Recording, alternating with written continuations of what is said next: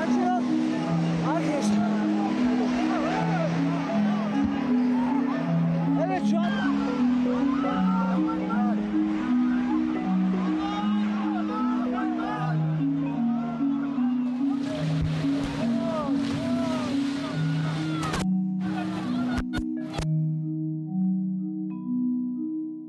Hi there, I'm Andrew Chang. Welcome to About That, the show where we explain and expand on the news. Right now, Turkey and Syria are grappling with the aftermath of what is now one of the century's worst natural disasters after a catastrophic 7.8 magnitude earthquake hit early Monday.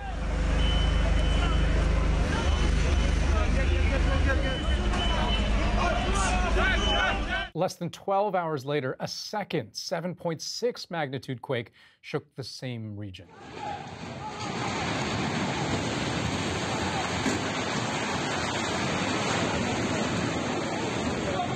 More than 17,000 people are dead, and that number will keep going up because it's not clear how many people are still trapped under the rubble.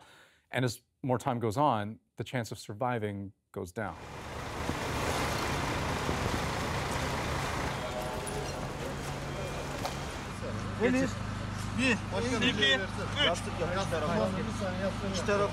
But those who've made it out are now homeless, having faced several nights in the cold.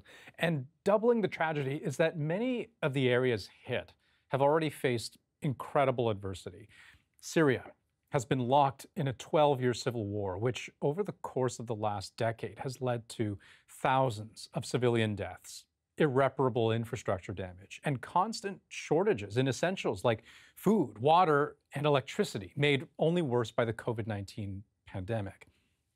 And this is a country that's been split between its own government, rebel groups, and foreign powers, which also makes getting aid to affected areas a logistical nightmare. It was only just today, 4 days after the initial earthquake, that the first aid convoy entered opposition-held northwest Syria.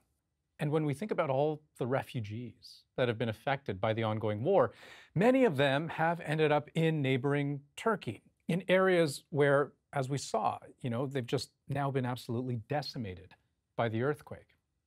Now, both countries are sifting through the rubble and trying to put back together the pieces from a disaster so calamitous, no one could have seen it coming.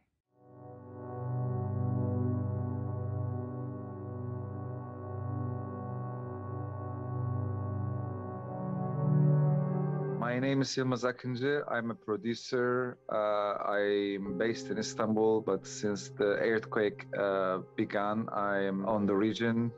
I visited all the cities in the earthquake zone so far. I've been in 8 cities so far. I'm working the last 26 years as a journalist, and I covered several war and several earthquakes.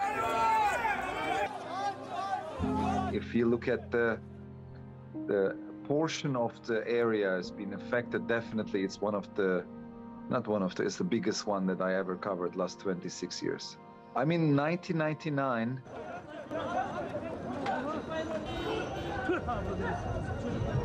we had an earthquake. I was working Reuters back then, and 2011, I was in Van, a Turkish eastern city.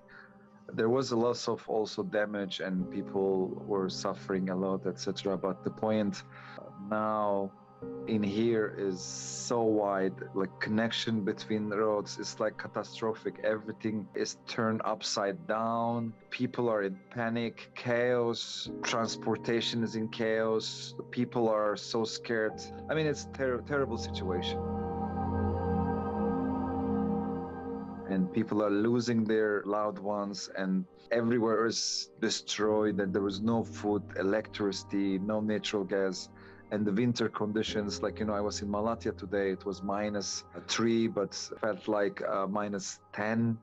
And in this weather, and you just think you're standing outside, like very cold. And if you think yourself under the, rubbers and all this situation, it's like, very sad, like, to think this kind of situation, yeah.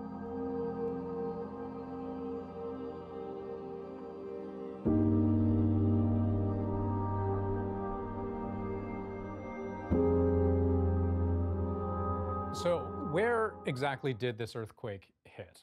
Well, the epicenter was just north of Turkey's border region in the major city of Gaziantep in the province of Kahramanmaraş.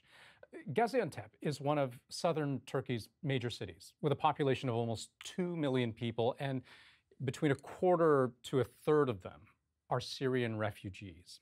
That's where the first 7.8 magnitude earthquake hit. And the damage spread across the border into northwestern Syria. The second earthquake hit the southeast part of Turkey, still in the Kahramanmaraş province. So when we think of why this earthquake was so devastating, I mean, location matters. On one hand, in Syria, the affected areas are between government-held territory and the country's only opposition-held enclave. You know, this has been a bitter fight in that country going back more than 10 years, with Syrians rising up against President Bashar al-Assad. And to be clear, this is armed warfare with international involvement. Russia and Iran have backed the Syrian government.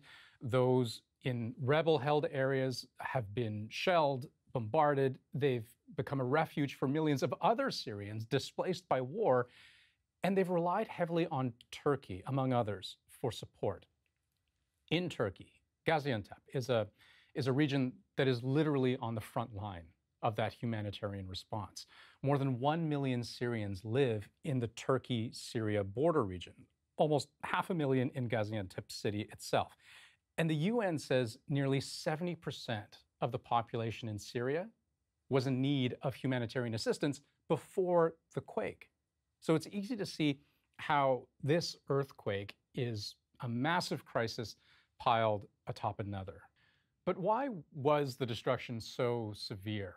Well, in both countries, most of the affected regions contained what you would call vulnerable buildings. Experts say what we saw were pancake collapses. So that's where entire upper floors of buildings fall straight down onto the lower floors, a sign that the buildings simply couldn't absorb the shaking.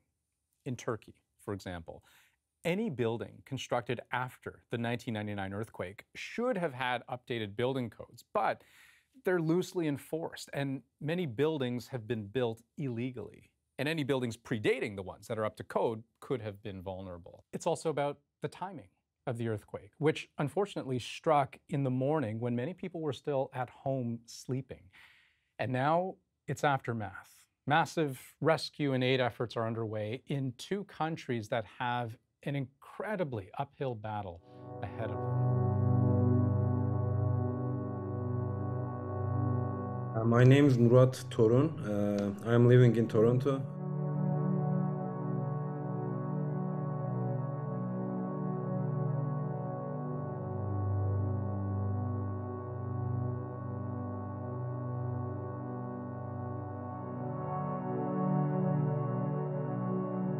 Today we can't talk. We could talk. They said we are okay. We are living. But we lost too many people. We can't find eat, we can't find water, we can't find a hot area because they stay outside. I talk with my brother. My brother say my psychology going bad because I found too many died people. My uncle was under the one build.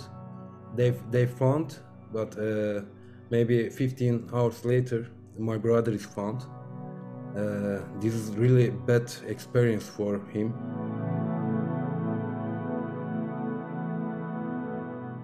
We know today we talked to our friend. They said we can't hear some people's sound, but they said we can't find a professional team.